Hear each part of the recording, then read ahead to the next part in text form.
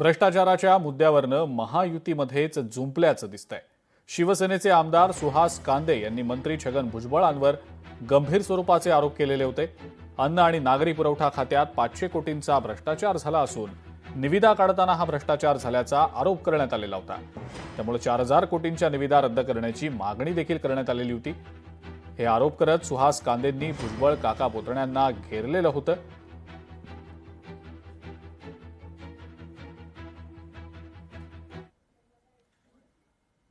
मी जे आज बॅनर घेऊन बसलो होतो हे अन्न नागरी पुरवठा खात्याचा विषय आहे।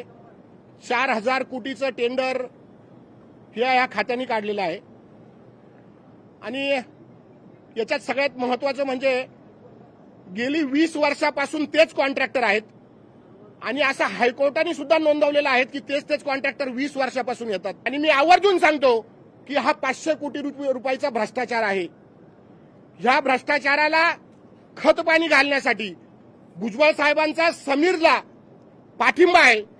मी आदरणीय मुख्यमंत्र्यांना विनंती करतो, आदरणीय एकनाथ शिंदे साहेबांना विनंती करतो की यांनी ज्या टेंडर नोटिसा काढलेल्या आहेत, जो भ्रष्टाचार करतात, हा भ्रष्टाचार यांनी थांबवला पाहिजे आणि ह्या ज्या निविदा काढलेल्या आहेत ह्या निविदा रद्द केल्या पाहिजे आणि फेर निविदा काढून त्याचं टेंडर केलं पाहिजे।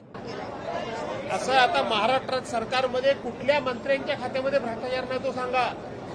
प्रत्येक मंत्र्यांच्या खात्यामध्ये भ्रष्टाचार आहे, प्रत्येक खात्याच्या मंत्र्यांच्या खात्यामध्ये भ्रष्टाचार आहे। त्यामुळं सुहास कांदे जे बोलले असतील त्याच्यामध्ये तथ्य असेल। ज्या प्रकरणाशी ते बोलतात ते संपूर्ण प्रकरण जे आहे 3 हायकोर्टामध्ये आहे, न्यायप्रविष्ट आहे।